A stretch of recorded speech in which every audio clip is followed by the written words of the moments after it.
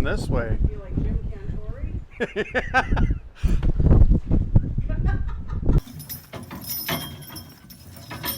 Hey everybody, welcome to Yellow Dog Farm.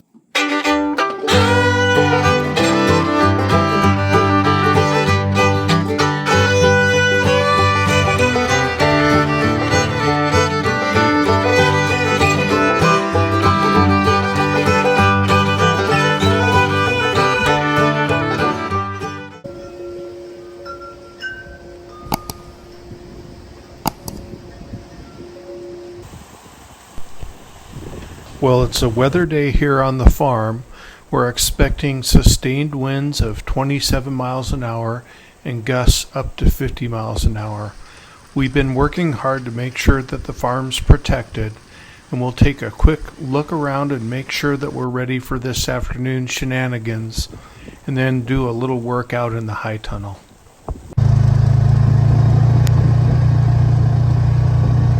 Well, I'm over here in the high tunnel. We're a little protected from the weather, but it's really something. You can hear the wind blow and the rain just howl, so we'll see how long we last over here. I'm not really sure. But this is our 100-foot long, 16-foot wide high tunnel. We bought it from Farmer's Friend, and it's just been fantastic for us. Here we are in January 2024, just growing stuff like crazy. This is our flood and drain table. We've got broccoli, Swiss chard, Napa cabbage, and some dill grown in here. But the reason that we're out here today is because of this NFT system. And that's a fancy term, nutrient film technique for growing hydroponically in trays. It just works fantastic. But the issue is that the supply line that feeds all of these trays seems to be clogged up, and I'm not getting enough water flow down at the end. So we're going to go ahead and pull off the existing line. It's a 1/2-inch ID line that runs along the whole length here, and then we're going to put a new one in and connect all these little 1/4-inch lines to them so that we can get really good flow like this down the whole length of the NFT system. So I'll probably put on a little music so you don't have to sit here and listen to all the crazy wind. And we'll get busy. Actually, I'm going to flip you around real quick so that you can see the tomatoes, the Brussels sprouts, and the jalapenos. It's just nuts that we're able to grow stuff in January like this. I'm really amazed that the tomatoes are surviving. So I'll go ahead and flip you around so you can take a look at that.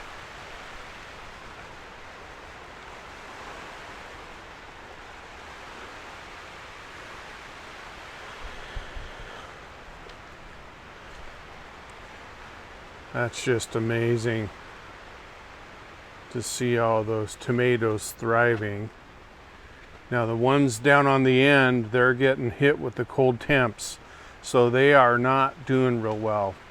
And I'm running a heater in here, but only to 40 degrees, so that's enough to keep these guys going and keep producing tomatoes. Now it's not warm enough for the tomatoes to really ripen, so I've been bringing them inside and ripening them under grow lights actually. And then if you take a look right here, you can see how awesome those jalapenos are looking. That's just amazing. So I never thought that they would do this well in the winter. They're not great, but man, not bad for January. We've never grown Brussels sprouts before, so this is our first try. We put them in the Dutch bucket line here so that we can go ahead and trellis them up. They do need to be supported, so I'm probably a day or two away from needing to do that. So pretty slick, but let's go ahead and get to work on this NFT system here. Man, that weather's, I don't know if you can hear it blowing and flapping around there, but it's really something. Let's get to work.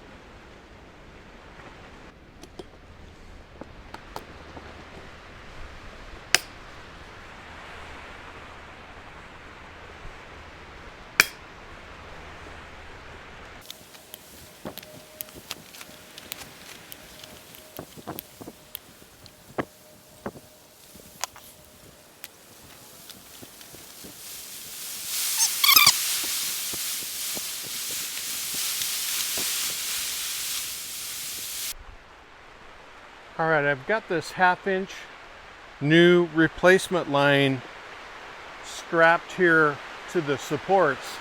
So now I'm going to go ahead with this very simple tool, poke a hole in the line, and then put this barbed spaghetti line in, which will feed the NFTs. So here we go, 43 times.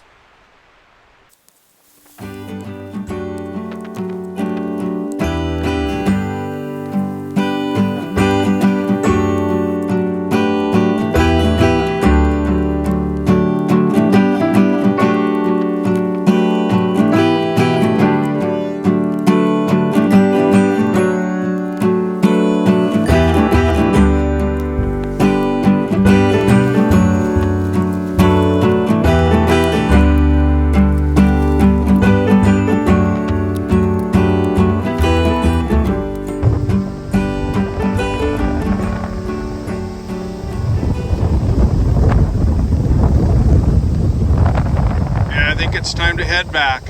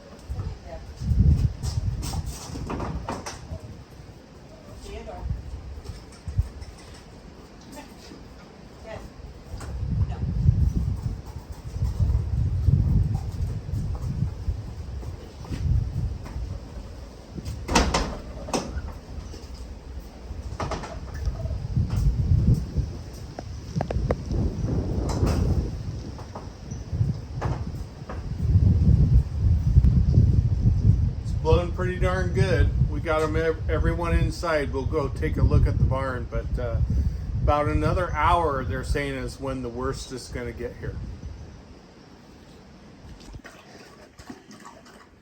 Brought Augie in the barn. He was pretty miserable out there on the porch, so this will be a little drier for him.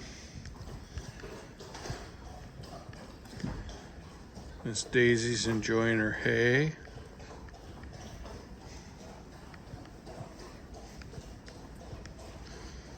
Zico's messy as ever.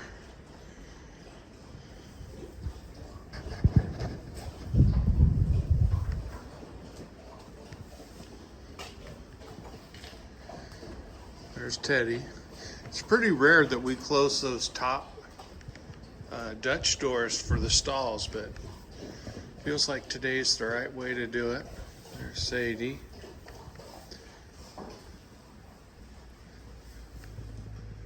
There's Mako doing his thing. So everyone's tucked in here. Got a trailer full of hay hiding in here. We'll unload that here in a little bit. But everything's safe and secure while that wind blows out there. We spent the rest of the afternoon watching the storm unfold. The wind in this storm was much higher than some hurricanes we've seen in the last few years. It was nice to be here in the house and just watch it unfold.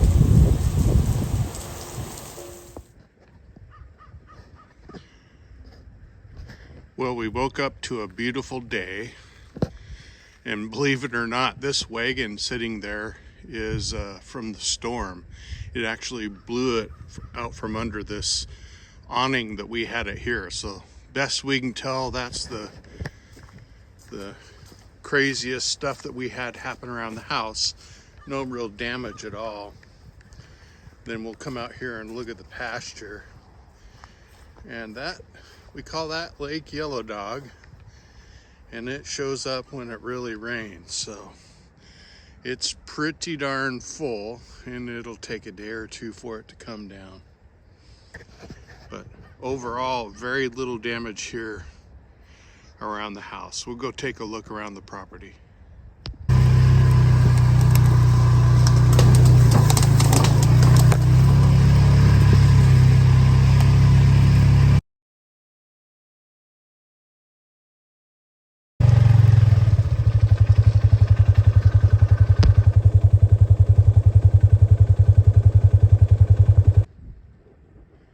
Well, it looks like I spoke too soon. We came out, and if you look straight through this run-in, you can see the other one, and this one sure doesn't look like that. The wind blew hard enough that it actually popped the supports loose. So this one's down, that one's down. The only one that's still connected is this one. So got beat up pretty darn good. So I think we can easily repair it. Just pull it upright, and then we'll probably buy additional supports and put them alongside there. So disappointing, but also lucky. I'll put a flash to another piece to where you can see that the horses were hiding in the rain right before the high winds came. So thankfully we brought them out of here.